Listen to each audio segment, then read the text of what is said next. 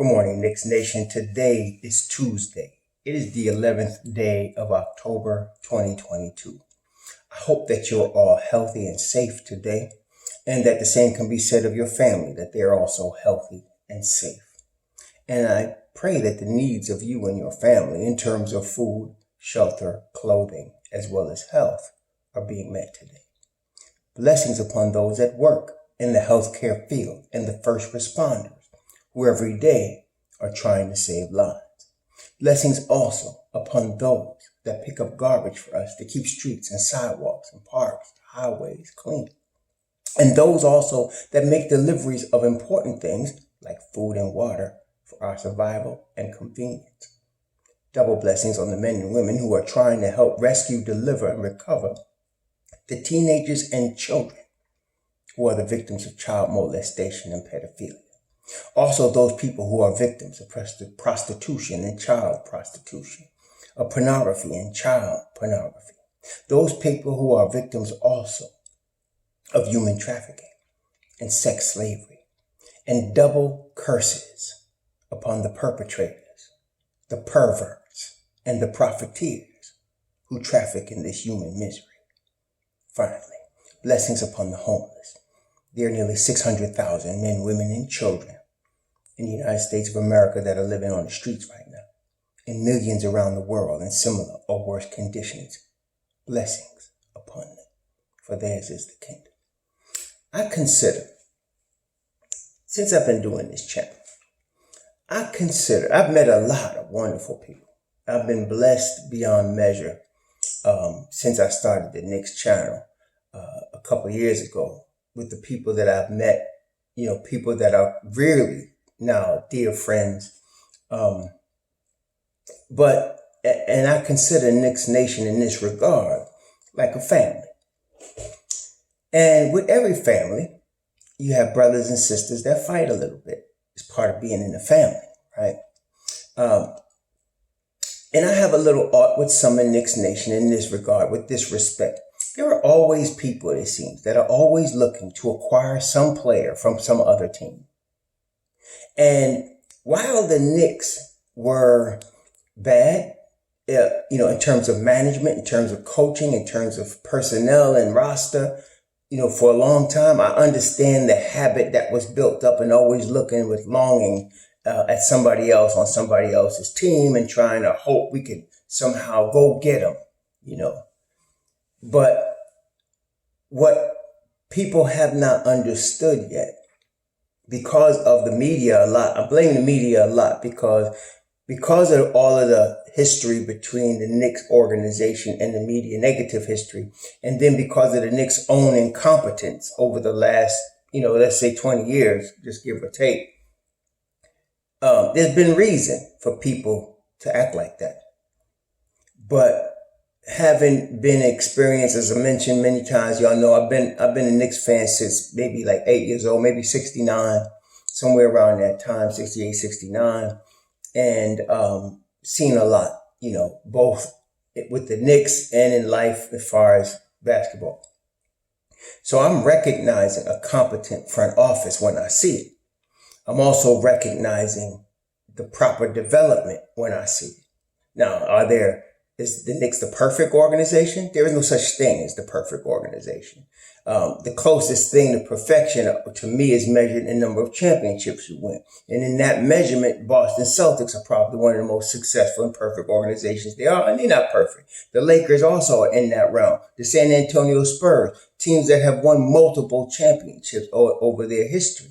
The Knicks have won 2, but, Boston won, 13, 14, I don't even know. I know Russell himself got like 11, and then you got more. And then, of course, there's the Lakers, who have had dynasties in the 80s, the 90s, and then have won in the 2000s as well. So there are teams that like that, but that's about the closest you get to perfection. And the Knicks are not that, and people expecting that, I feel, are not worth wasting my breath on, because they themselves aren't perfect. But the thing is that I'm recognizing a competent management with a game plan long term and putting in motion that plan. Now, part of that plan, part of that game plan, part of that competence is the selection of the draft picks that we have, or that the Knicks have on their roster, especially again since Leon Rose has took over. To me, Leon Rose was the best hire that James Dolan has made in his career as a Knicks owner. Is the best hire. Now, I'm not talking about better than this guy or that guy. I'm talking about in how Leon Rose, and part of it is Dolan himself growing as an owner, but the selection of the management team that Leon Rose has put together. So putting Leon Rose in charge, letting him run things, and then allowing him to select his management team, and then leaving them alone to do what they do, has benefited the Knicks and will continue to benefit the Knicks going forward, in my view. Now, the draft picks, one of the important picks, and we talked about this, how the NBA has changed in terms of how teams win. Okay. Now, LeBron is an exception, LeBron James, in terms of LeBron was on that, I'm going to go to a team, I'm going to join forces with a couple of superstars, I'm going to get all minimum contracts around us, and we're going to win. That caused people to start looking in terms of big three, in terms of win quick. And that was the worst thing for the New York Knicks, who have always had a habit from going back after the Clyde and Willis Reed years of trying to win quick, get big names, and think we can just turn around overnight and win a championship. No, but what the NBA has done with the rule changes has added to the formula of development, so that the most important parts of your organization of scouting and development. Okay, the NBA now has a 4-year contract, standard 4-year deal for each rookie in the first round, gives the rookies 4 years to prove themselves, gives the teams 4 years to develop that player. And so that combination with the fact that now you have a lottery where the worst teams get to pick the highest, that lends itself to, again, the importance of the scouting and the importance of the development team, as well as the head coach. But it's really the scouting and development behind it that puts forward the players. And then, of course, the salary cap causes you to have to need a capologist to fit this, to plan this, so that you're not paying a tax and you're not overspending when you shouldn't. And so the Knicks have done in my view, a tremendous job in all of these areas. Walt Perrin and the scouting team that he has put together, and the development team that they have put together in developing the young players. So since, now R.J. Barrett, for example, and Mitchell Robinson were here when Leon got here, but Leon recognized who they were, what they were in terms of young talent, in terms of long-term pieces for the Knicks.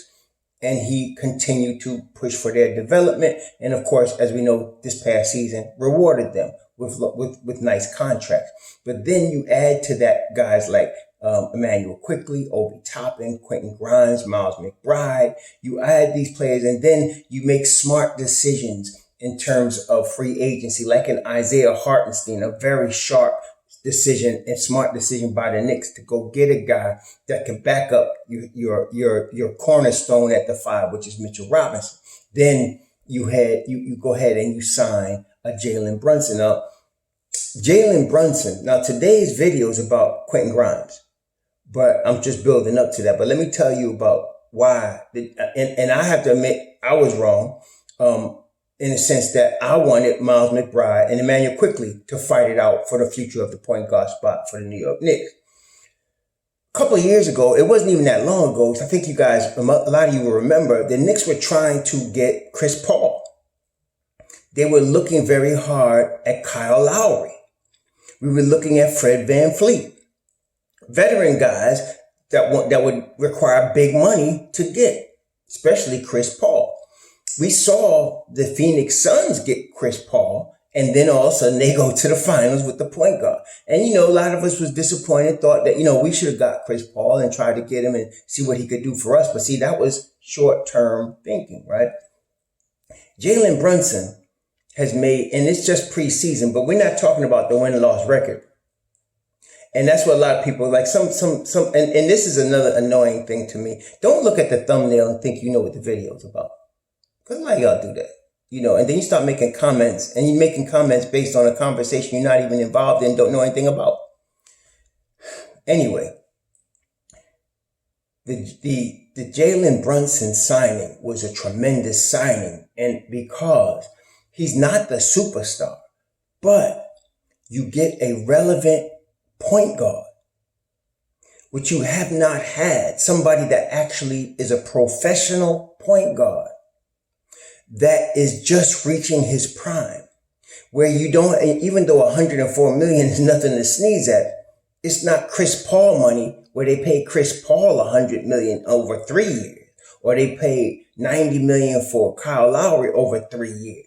You're paying this gentleman 104 over 4 years, and it's a declining scale contract. It's a tremendous deal to us. And then with the new NBA salary deal coming out, when they make the new NBPA deal and they make a new deal with the networks, there's going to be even more money, right? So this is going to look like a steal in a couple of years. He's competent. He brings the offense under control.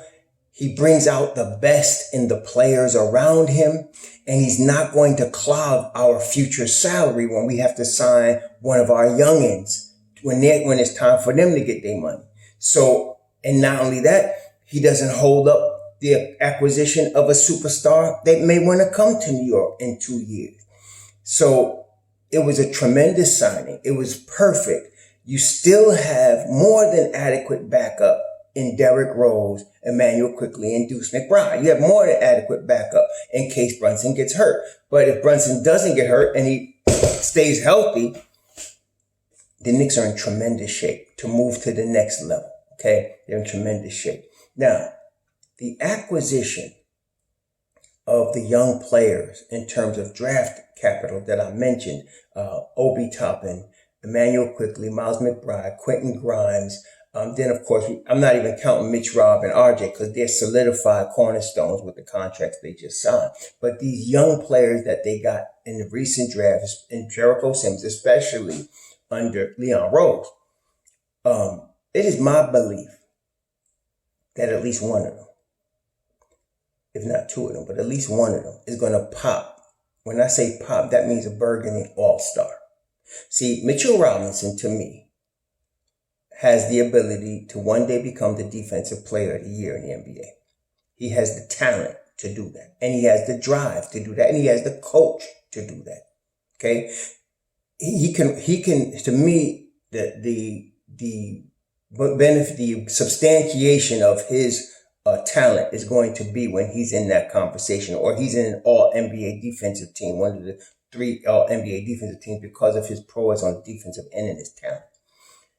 RJ Barrett, to me, being the 3rd overall pick from his draft, has the talent and the ability and the drive and the coaching behind him to become an NBA All-Star. So those two, I would consider that those popped. Those will pop. Those are guys that you want. So if you developing a team and you say to yourself, and some genie was to tell you, your center is going to be a defensive player of the year candidate, and your starting wing is going to be an all-star, you think you're in pretty good shape, right? And that's, to me, what you got. But the other young players, the Miles McBrides, the Quentin Grimes, the Obi Toppins, the Emmanuel Quickleys, the Jericho Sims, and I'm not even talking about the Cam Reddishes right now because Cam wasn't drafted. I'm talking about players we drafted. We did trade for Cam, and he is a young piece. But I'm talking about these guys that the Knicks actually scouted and drafted. One of them's going to pop, maybe two. Okay? So let me ask you this. Think about this, Knicks Nation. So if RJ becomes what we think, and I think this might be the year he becomes an all-star. And I think Mitchell Robinson could be considered an all-NBA defender this year. Especially if the Knicks are top 5 in defense and he's the starting at the 5 spot. I think he will be a major reason that happens. Supposing I was to tell you that one of those young guys can play at a close to all-star level this year or next year. Either this year or next year.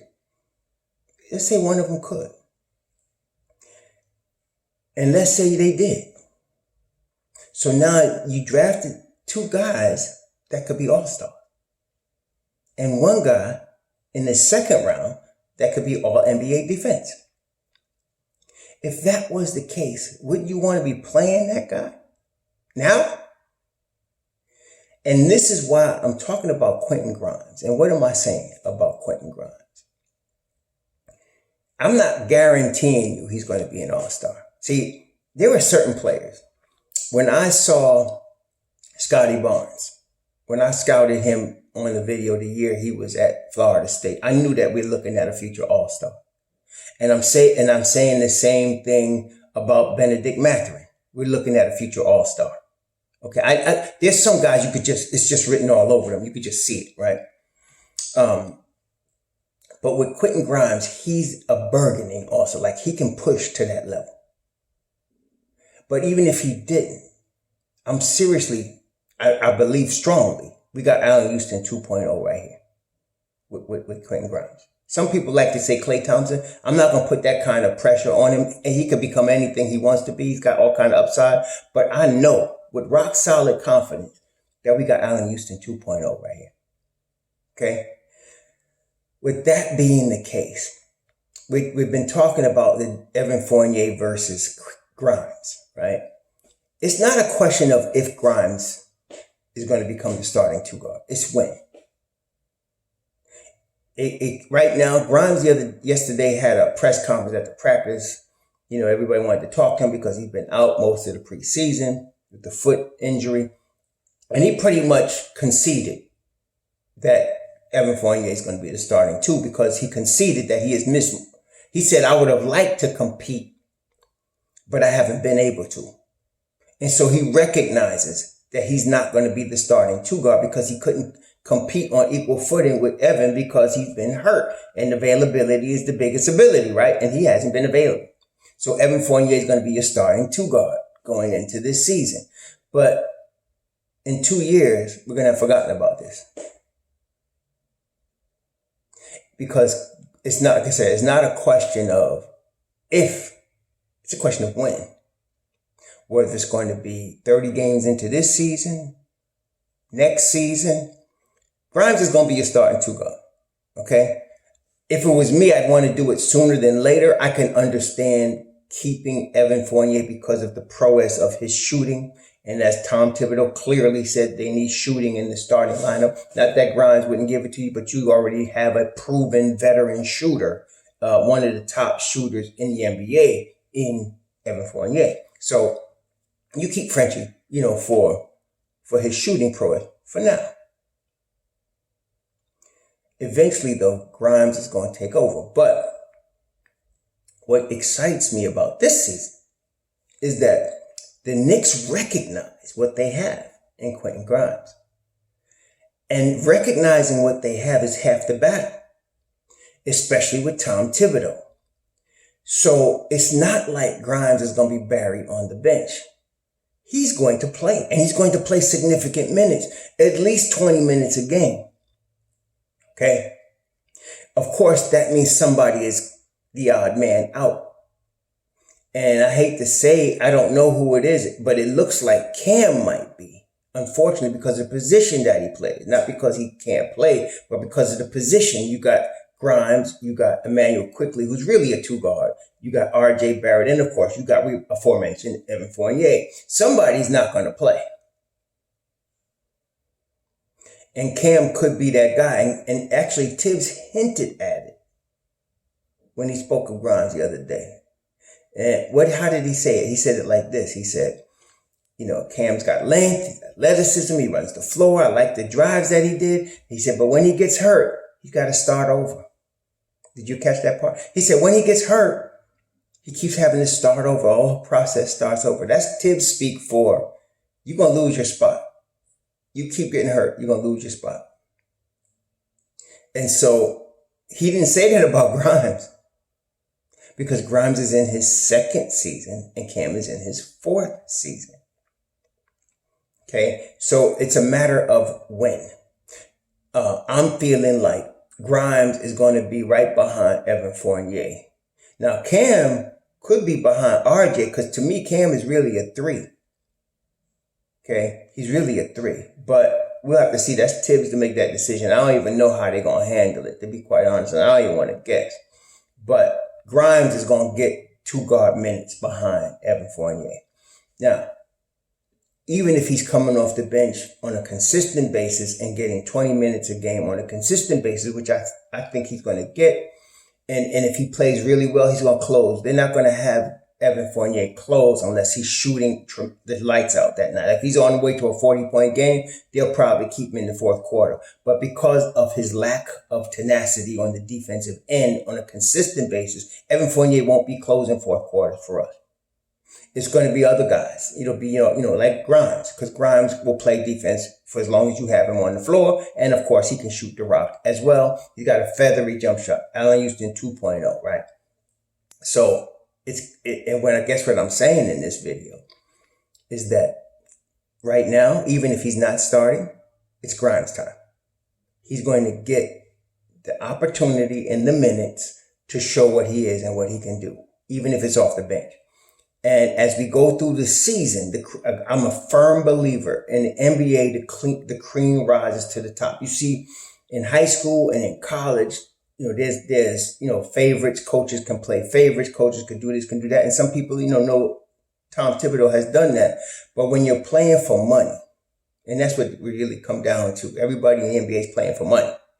Okay. Yeah, they want to win, but they're playing for money. It's serious. Okay, it's very serious from the management on down because there's money involved here. Okay, and because of that, cream rises to the top. When somebody's going to help you win and they show it clearly, they're going to play. Okay, they're going to play. And that's why, for example, they asked Tibbs about his decisions on rotations. And he said something that I thought was very, very telling. He said, I don't know who's going to play. The players tell me who's going to play. It's how you perform. It's how you perform in a group.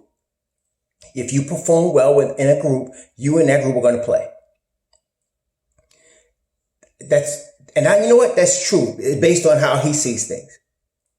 So he sees Julius Randle not forcing any shots, rotating on defense, rebounding at a high level because he's elite in the rebounding area. So he's going to play him. He's going to play him in the starting group. He sees Obi running the floor, creating havoc. Obi's going to get 20-something minutes a game. Okay, he's going to do it because he sees that Obi's playing well and that he can win in that group. Okay. One other thing, as a side note that I noticed, if you guys noticed, I rewatched the game Friday. I rewatched it again and I looked at it more even closely than I did Saturday night. I looked at it again yesterday. And I noticed at the end of the first quarter and going into the second quarter, and at the end of the third quarter and going into the fourth quarter, Tom Thibodeau played Deuce McBride, Derrick Rose, and Emmanuel Quickley. He played those three guards, and he played Hartenstein and Obi Toppin. And at first, they struggled a little bit, and I thought he would pull the plug. I was like, don't pull the plug on it. I want to see how this... But no, he played him at the end of the first quarter. I think they got a 5-point deficit. Then he played in the beginning of the third, beginning of the second. They held their own. But then in the end of the third, going into the fourth, they played really well. They got the lead back. And he mentioned that he liked that combination. And I was like, I was trying to figure out how is he going to get, because I know Deuce is going to get more minutes this year. He's just playing too well. He's playing too good. He's going to get minutes this year. I was wondering how, because in the preseason, Derrick Rose has not gotten as many minutes as we all thought he would probably get and will get going forward. But then I realized, there's some of these other guys that are not going to either be on the team or their minutes going to be cut, like Archie Diacono. He's not going to be in the rotation. The minutes that he's been getting in preseason are going to go to Derrick Rose. Okay. So I don't know how he's going to do that, but it seemed like the second unit at the end of both the first quarter, the beginning of the second quarter, the end of the third, beginning of the fourth, with 4 minutes to go in each quarter or 4 minutes to start a quarter. He goes with three guards. Now, if Grimes is not starting, I don't know how he's going to do that. I don't know what he's going to do in that scenario, but I know he's going to play the three guards. The NBA is going small, a lot. And those three guys, because of the fact that we know Deuce plays defense, Emmanuel Quickley's defense has greatly improved. And then so has Derrick Rose's.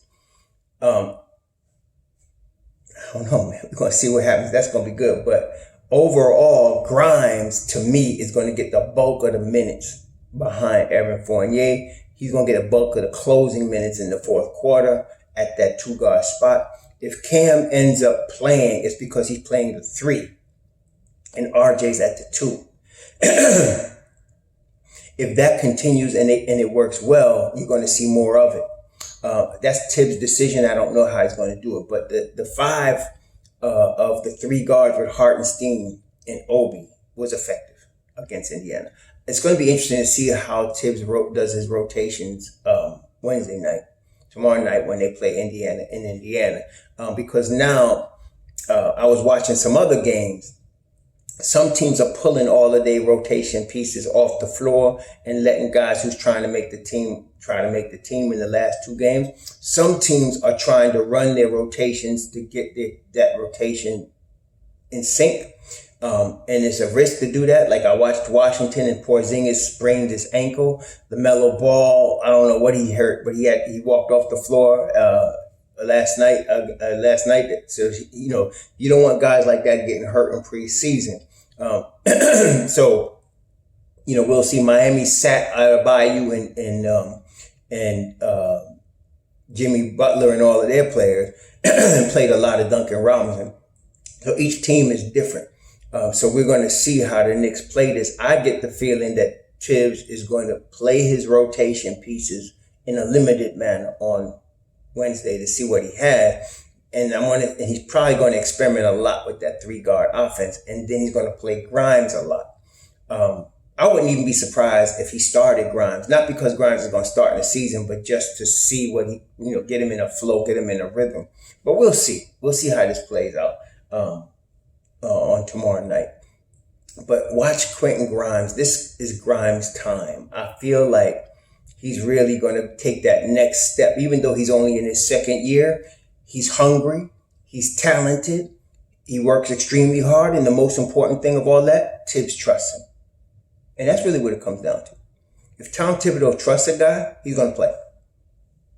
Most of the time, he trusts guys that he has history with, what we call veterans, right? Derrick Rose, Taj Gibson's, guys that he has history with, that he knows, that he has been through wars with, and he trusts them. But when a young player, like a Grimes, wins his trust, or an Emmanuel Quickly, they're going to play. Okay? They got to show a slack off in their work ethic for them not to play and on the floor, which these guys ain't going to do. They're going to play. And Grimes is going to play. And he's going to play a lot. The question is, what's going to happen? I'm excited because I know you're going to have nights where he's 1 of 7, 1 of 8, but you're going to have nights where he hits 5, 6, 7 threes in a game. You're going to have nights like that, like he did last year. And when he does, the Knicks are going to win. And that's the bottom line. We want the Knicks to win. Again, I'm excited about the coming of Grimes. I hope he doesn't get hurt again. We're all in the back of our mind thinking, this could be a problem going forward. He was hurt last year. His foot starts off hurt this year. That's not a good sign.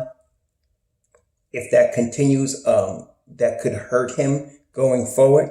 But it's going to help Cam Reddish, but we'll see what happens. But hopefully he's not hurt like that going forward, and he just stays healthy now. He indicated that there's no pain. They're just being cautious with him, which shows you that they really have high hopes for him as far as the Knicks organization, coaching staff, and so on and so forth. And they should be patient with him at this point. But I'm excited to see him perform at a high level on a consistent basis. Even if it is coming in behind Evan Fournier, it's fine. He's going to eventually be the guy. They're going to give him that spot eventually. So we're going to see. It's exciting, though, to be a fan of the Knicks right now. They're on an upswing. The management's tight. The coaching staff is on board now. Everybody seems to be on the same page. They have the young talent. And, of course, they have a tremendous cupboard of draft picks. Going forward, they got a tremendous cupboard of draft picks. So with that in mind, they're going to be good going forward. They're going to be really good. So I'm very excited. As I said, I'm saying this year, we got too many options that could pop for the Knicks to not be a possibility of a 6 seed. They got too many options that could pop. If Grimes pops, if Emmanuel quickly pops, if Obi Toppin pops, and that's very high probabilities. The Knicks could be a 6 seed. Cam Reddish, the Knicks could be a 6 seed, man. If Julius keeps doing what he's doing, which is playing within the team concept, taking the third option role, and he's doing that. The first two options are Jalen Brunson and RJ Barrett, if you've been paying attention. Those are the first two options. And they're going to continue to be. Julius, though, is going to have those nights where he takes over. But it's not like he needs to do it every night. And that's a plus. The Knicks are going to surprise some people. I'm very excited about this coming team. And I'm excited to see Quentin Grimes become what I think he is. Allen Houston 2.0. Y'all enjoy your Tuesday. Be safe out there. Sure.